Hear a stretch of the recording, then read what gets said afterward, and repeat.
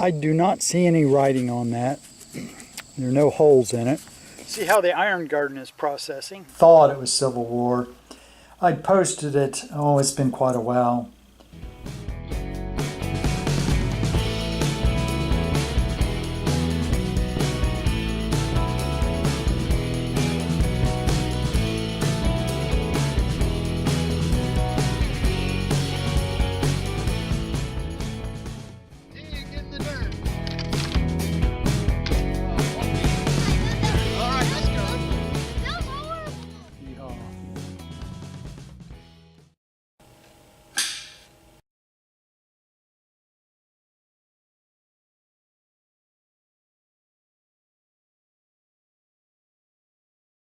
Bullet casing.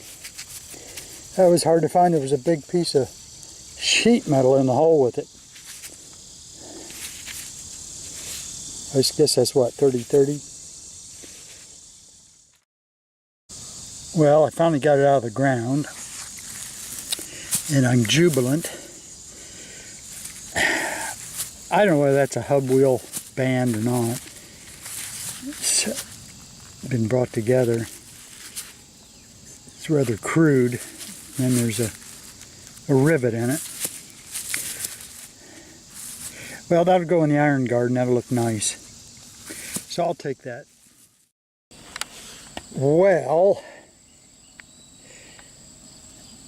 I do not see any writing on that. There are no holes in it. Dog tag size. And when I pulled it, of course, my hopes were really up that it was an oldie. But I don't see this purpose in a blank plate unless there's something there I just can't see.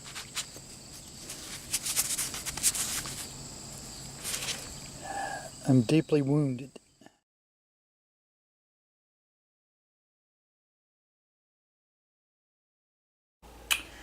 All right, I don't have a whole lot to share as far as being on dig sites this week. So I thought I'd go over some of my cases and just share with you some stuff. There, Paco came in. How are you, Paco? Got a few other little fellas there. That's Parker right there. Can you say hi, Parker? That's Parker. And then over here's Sparky. Sparky's a Chinese Cresta and a Yorkie mix.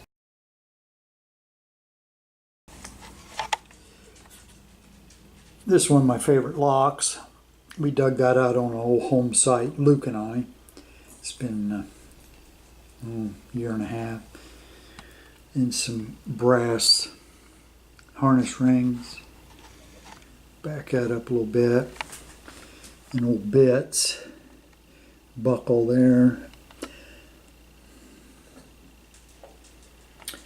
This is my favorite Rains guide.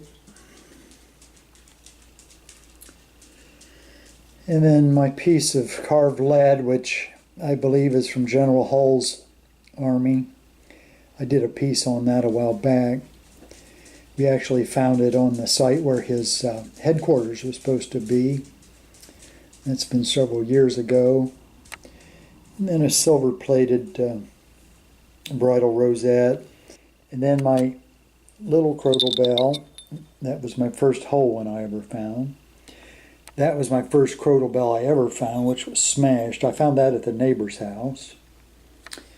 And then this buggy shaft tip. You can see that it's flat-sided here, and then the nail hole. Yeah, there's the nail hole. And a full harmonica reed. The bell still has dirt in it. And then brass key, which Matt gave me. I have not found one yet. That's still on my bucket list. There's my Indian. I know I featured that, I think, in a video. And then this cat pistol was registered as rare, and it's in immaculate condition.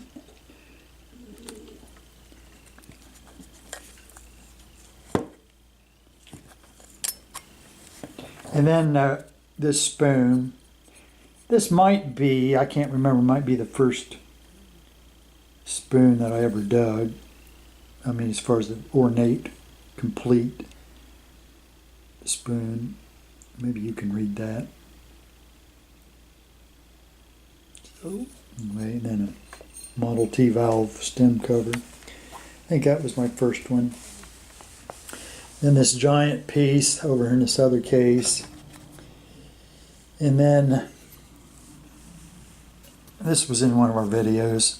I'm sure there are some people, but this is an ox knob. You can see the threads.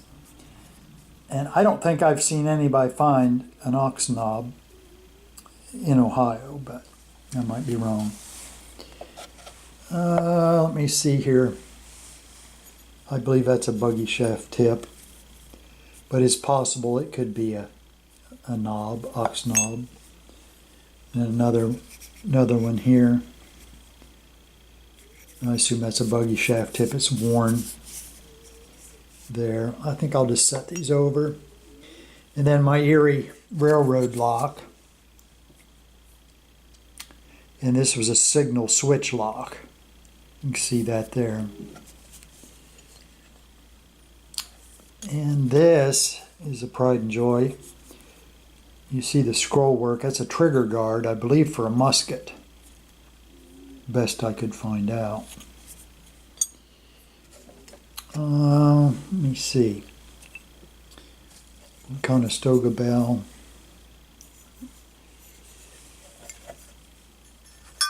And my goat bell, I just called it a goat bell. Clapper is gone, of course.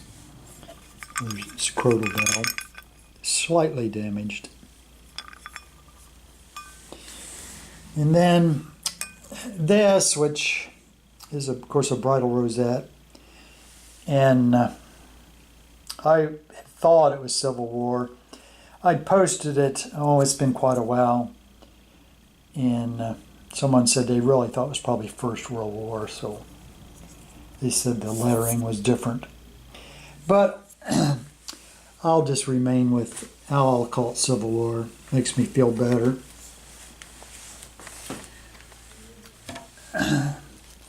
This, I assume, was a large piece of jewelry of some sort. And then, of course, there's my lock plate with the draft cover on it.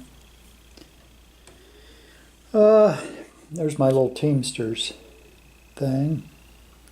Badge. And then there's that big piece of jewelry with the giant stone in it. No doubt a ruby. Let me see anything of interest here. Oh yeah, that was I believe a bridal rosette, which had looked like gold gilt in it. And there's a gas shut-off key. Camp lead. Try to be steady. Another full harmonica reed. And then, of course, I believe that was my first toe tap. And this little baby spoon, which is lead pewter.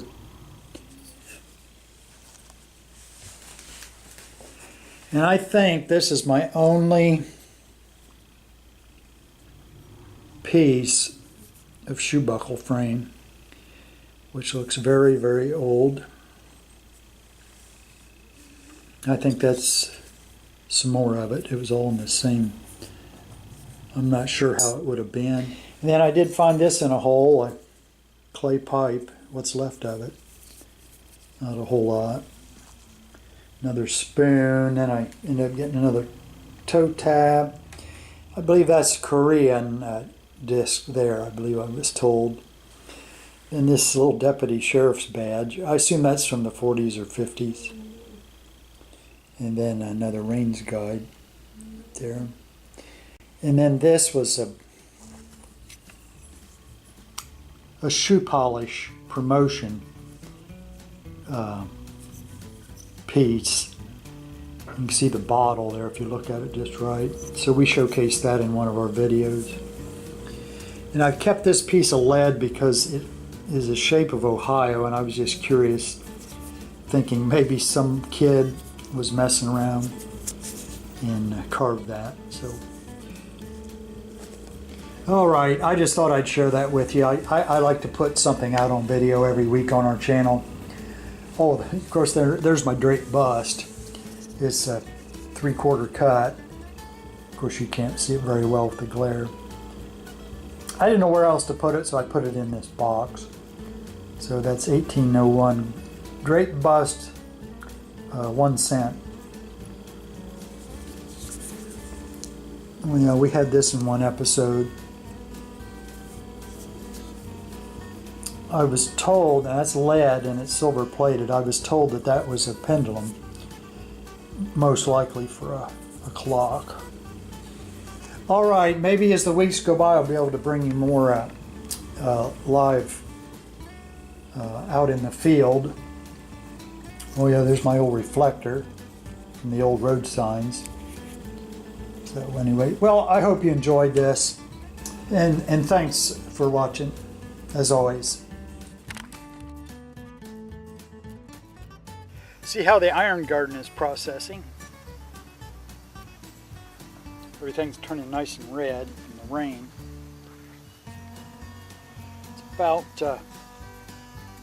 15 feet long.